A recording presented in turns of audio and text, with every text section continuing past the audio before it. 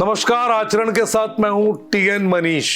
भारत भूमि युगे युगे ऋषि मुनियों की बड़ी परंपरा वाली हमारी माटी, हमारा वतन, हमारा देश, जहां अनेक संतों ने जन्म लिया, विभूतियों ने जन्म लिया और सनातन के संस्कार को लगातार इस हद तक मजबूत किया कि तमाम आधुनिकता के बीच भी हम आज सनातन काल को पूरी तरह से जी पा रहे हैं। तो बात है स्वामी विवेकानंद के परम गुरु, महान संत, विचारक और आध्यात्मिक शख्सियत रामकृष्ण परमहंस की। जी हाँ, उनकी जयंती 18 फरवरी को हर साल शुक्ल पक्ष की द्वितीया के दिन मनाई जाती है। उनके बारे में बात की जाए तो 18 फरवरी 1836 को पश्चिम बंगाल के हुगली जिले के कामारपुर गांव में रामकृष्ण परमहंस का जन्म हुआ। महान संत और विचारक के अलावा उन्होंने सर्वधर्म समभाव को हमेशा बल दिया। उनका मानना था कि सभी धर्मों की एकता जो है वो समाज के लिए पहली जरूरत है। बचपन से उनका ये विश्वास था कि ईश्वर के दर्शन हो सकते हैं और उन्होंने कठोर साधना और भक्ति का जीवन जिया।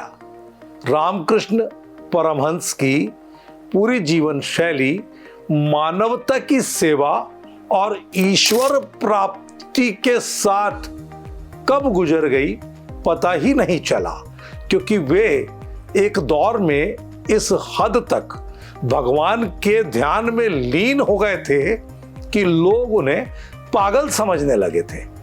उनका जो परिवार था वो पूरी तरह धर्मनिष्ठ था और पिता की सादगी से प्रभावित होकर के उन्होंने अपना जीवन बहुत ही सादगीपूर्ण तरीके से बिताया। 17 वर्ष की आयु में कलकत्ता पहुंच गए और दक्षिणेश्वर मंदिर में पूजा के लिए अपने आप को वो नियुक्त करवा पाए। इसके बाद महाकाली की उपासना लगातार वे करते रहे और वो इतने लीन हो गए, दीप समाधि में उन्होंने समय बिताया। उनका ये विश्वास था कि महाकाली उन्हें दर्शन देगी।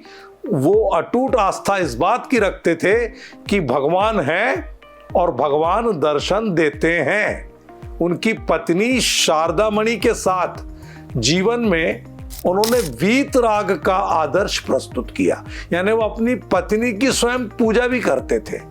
उनके जो शिष्य थे तोतापुरी और वेदांती महात्मा, अद्वैत ज्ञान उनका जो है साधना का मूल मंत्र रहा और इस अद्वैत ज्ञान के बूते पर उन्होंने उपदेशों के माध्यम से ये बताया कि सबका रास्ता चलने का अलग अलग हो सकता है, लेकिन धर्म की मंजिल एक ही होती है।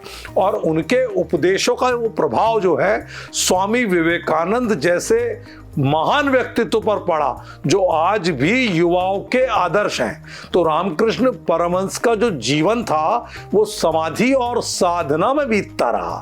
लोक सुधार के लिए स्नेह, दया और सेवा की भावना का महत्व उन्होंने समाज को समझाया।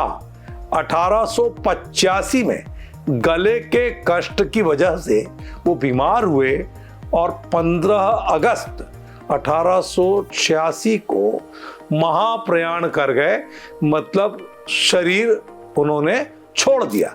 लेकिन उनके मिशन को, रामकृष्ण मिशन, आज भी लगातार देश दुनिया के बीच आध्यात्मिक संदेश के साथ सार्वभौमिकता के लिए पूरी तरह से जीवित रखे हुए हैं। नमस्कार। देश दुनिया की सभी खबरें देखने के लिए जुड़े रहिए आचरण न्यूज से। आचरण न्यूज हर कदम आपके साथ।